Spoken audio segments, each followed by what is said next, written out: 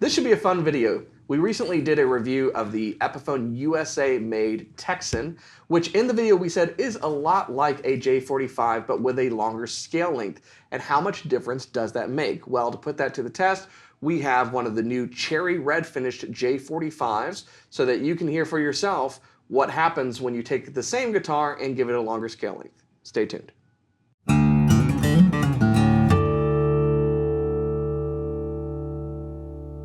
Hey, you're watching Alamo Music TV. My name is Chris McKee. And I'm Cooper Greenberg. We're here with Alamo Music Center in San Antonio, Texas. You can find us online at alamomusic.com. If you're new to the channel, subscribe, turn on notifications, like our videos. If you want to support the channel, visit our spring store link below for custom swag and check out our podcast, the Fretboard Confessional, where we talk about all sorts of guitar nonsense, wherever you get your podcasts.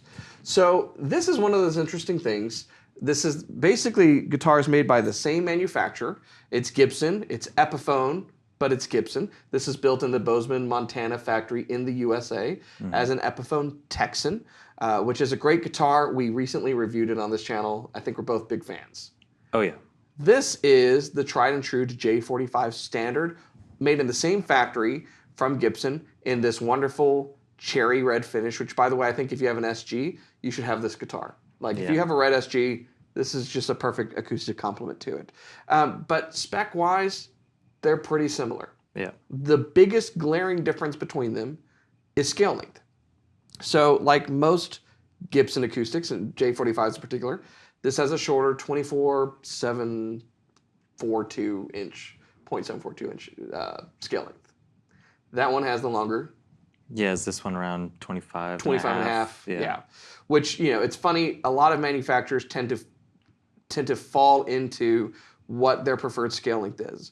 So with some model variants. So if you look at Taylor, for instance, they're mostly 25 and a half inch scale length. Their grand concert body is a shorter 24.75 inch scale length. Martin, same way. In fact, a triple O is a shorter scale length, and an OM, which is the same body shape, just like these, is the longer scale length. That's what defines an orchestra model from a triple O model. And so, you know, most Martin dreadnoughts, longer scale length. So that's pretty much how it goes. And scale length matters in two primary ways. One is feel. Which do you prefer? I think I like a little bit longer scale length. I mean, longer is, it's not like it's longer. I prefer the one that is longer. You know, I'm not saying I want something 27 inches tuned down to B. So when we did the Martin custom shops, I went with the OM scale length just because I think that the feel of a little more tension, and I'm assuming the other aspect you're going to talk about is volume, maybe? There's volume, tension, and tone are somewhat determined in part by scale length, Yeah. So I kind of dig the little more volume. I think that might be, I mean, these sound similar, but they definitely have those things that you're There's differences, yeah, for sure. So, so when you go with a shorter scale length, here's what effectively is happening. And if you don't know, and you're watching this, the scale length is defined by the measurement of the vibrating length of the string. So we're talking about from the nut, where the string's coming off, to where the string hits the saddle at the bridge. That vibrating length of an open string is the scale length, okay? Now you can change scale length, and you effectively do, of a string as you fret it, or if you capo. But how a guitar is built determines a lot of things, specifically where the frets go. So if you have a shorter scale length, then your frets are going to be a little bit closer together. And I've talked about that personally in my guitars. I have an acoustic with a shorter scale length. It's that Doyle Dyke signature model we've done on this channel before. And when I got that guitar, an interesting thing happened. A chord form in a song that I had been trying to learn that had kind of given me fits for a while because it was this weird form over like 4 frets, was easier because the frets were just slightly closer together. And that becomes more apparent the further up you go on a guitar. Electric players will notice this if you play like a Telecaster or a Fender Stratocaster and they go to something like a Les Paul. A Gibson Les Paul has the shorter scale length, and as you go up higher, then, you know, beyond the 17th fret or so, you're really noticing, oh, these are closer together. So that's a part of what happens build-wise when you do a shorter scale length versus a longer scale length. And some people, by the way, you may be included in this, prefer the longer scale length also because you have a bit more space. A little bit more space, yeah. Versus shorter scale, maybe bend a little bit easier. You can bend a little bit easier because there's less tension. So, and that, let's qualify that. All things being equal, there's less tension. So if you have the same set of strings on both guitars, the shorter scale length, it means it's shorter, which means there's less tension on the strings. So the strings feel a little bit bendier. You have a bit more give to them. A little slink. Yeah. Yeah. And that changes how they also kind of vibrate, how they oscillate when you pluck the string. And so there's less tension on your fingers. Guess what? There's also less tension on, for an acoustic guitar specifically, it's on the top of the guitar.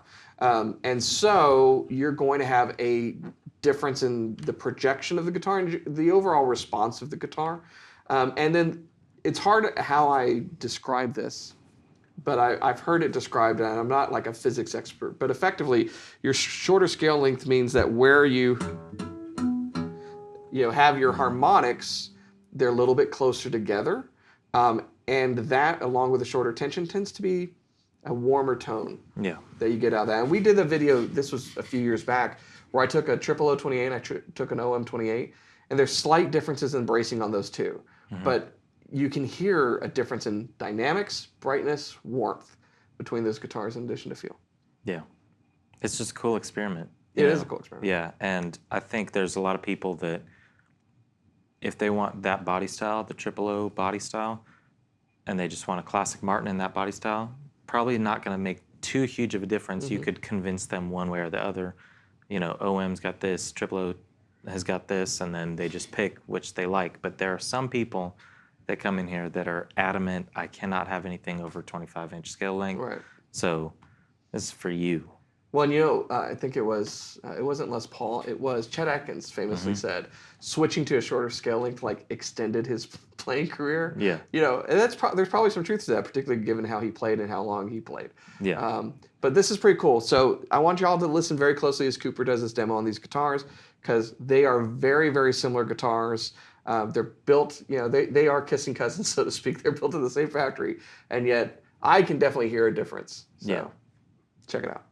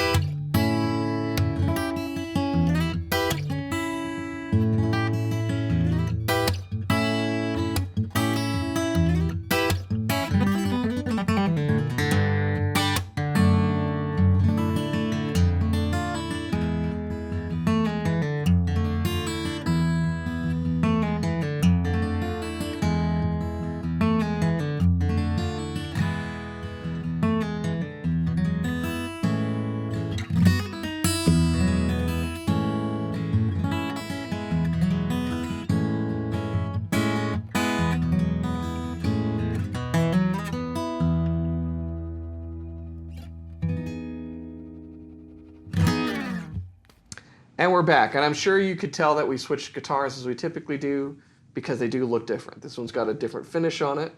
It's got different tuners on it. It has a different name on it. But they're this very similar body style. They are the same body style, you know, and different scale lengths, and they sound different. Could you tell they sounded different? You could tell, right? I could tell for sure. And so on the demo, as you heard, go from some picked stuff to some finger picked stuff, a little flat to finger. And as per usual, I prefer different ones for different things, right? Yeah. So doing the first big open E strum, Texan takes the cake because I think it's with a little bit longer scale length, a little more projection. It just felt like this big booming chord to me, which I really liked. And then switching over to the finger picking, something about the J45 just feels right. And you know, it feels great with the flat pick stuff too. We always think of this as the workhorse, the thing that works for everything, but especially the country music that I like to play. I feel like everybody's got a J45 or a Southern Jumbo that they're playing that on that just works well if you want to get out of the D18, D28 camp. Yeah. But I like them both. I will also say, full disclosure, I did a shootout between the Standard Cherry and the 50s Vintage Sunburst not too long ago with a player that was in here, and we went back and forth on him. I just kind of liked this one a little bit, and we have the Standards in Vintage Sunburst as well. But something about the Cherry, I'm not crazy about red guitars, and this one just kind of felt right to me. It just felt good. It looks good. Yeah. When we were ordering them, I'm like, do I like that guitar? I do like that guitar. I wouldn't typically think I would like that guitar, but it's cool. It works. And I think it works better, not to say anything about this guitar, the red SJ200 that we had, the Orianthi. That was a cool guitar too, but something about this body style, it just kind of fits for me. It definitely does. And also speaking of, you know, Chris talking about SG players, that's it SG looks right like an there. SG. So it is cool. It's a pretty rock and roll guitar. On the other hand, the Texan got a little bit different of a burst, got a different pick guard, got cool inlay, different headstock. That's just a winner guitar right This there. is just a phenomenal guitar. And yeah, you know, I've played them, and you know, that is typical J45 to me. It's got that warm mid-range that you'd expect from mahogany and spruce. It's got that J45 sound. It's got that brightness, but it's not overly bright. It's a lot of warmth. You pick this up, and it's that with more volume and a bit more brightness. I think the tagline for the Texan should be, get more out of your mahogany. It's a J45 turned up. Yeah. Yeah. To 11. Yeah, it's a really, really good guitar. Yeah. I at the end of the day, it's funny because I think I'm in the same camp as you. It would depend upon what I'm playing, but when I was just strumming kind of cowboy chords, you know, where the real money's made down here, I actually preferred this guitar. Yeah. I preferred the pop and the volume and the brightness that you got out of it. Yeah, I think there's something in both of us because we are Texas guys, some small sliver that we want to be wearing the three-piece suits and the cowboy hat, strumming, you know, sad cowboy songs, and that's the one to do it with. This is the one to do it with, yep. So, very cool guitars, great experiment, something that you can do with certain lineups, and it hasn't been something we've been able to do with Gibson. Yeah. So very, very cool. Hope you benefited from it, and I hope that helped you. Maybe if you weren't sure what you preferred, get a better idea of what's going on so that you can understand your preference of guitars. You know, because it's important. You know, I've understood kind of what I tend to prefer, so when I've ordered custom guitars to be made, I knew what I wanted to go with. And I own a little bit of both, and I use them for different things. I know you do the same. Yeah, so for sure. It all comes down to understanding what's going on. There's guitars are effectively in-action musical physics experiments, which is pretty cool. So if you want information on either of these guitars, Cooper has a PSA for you. Yeah. It's alamomusic.com, but what is the PSA you want to share with them? The PSA that we got to share, if you've watched any videos with Gibson or Epiphone in them, it's going to say in-store purchase only on there. But it does have a phone number, and that's where you call when you want to purchase something. Yep. Or even if you just need to ask questions, anything like that, we've got you. There's going to be somebody that pops up on the website that says, hey, what's going on? and that is a real person, and you can ask them too, and they will help you out. But I think Gibson, what they're trying to do, they're doing us a favor. They're trying to let us be able to have They friends. know that we have the special touch. Yeah. And can really help you find that perfect guitar. Absolutely. Thanks, so Gibson. we got to speak with you about it. We'll make it quick and easy and painless. You don't have to worry about any weird stuff going on. But there's no button that says buy now because we're still not Amazon. So let us know. We got both of these. We got vintage Sunburst. Yeah. We've got J45 12 strings. We've got SJ200s, Rosewood. So we have, you'll see it all on the website, but we have a lot of great Gibsons right now. Let us help you because Gibson doesn't help us. Yeah, exactly. So yeah, so there's the PSA. Great guitars. If you are wanting more information, find it online, give us a call, and get it in your hot little hands. At the end of the day, the best guitar, regardless of scale length, is the one that you're playing. We want you to find the right guitar so that you play it all day long. So if you're new to the channel, make sure you subscribe, turn on notifications, like our videos, and keep coming back for more. We will see you next time.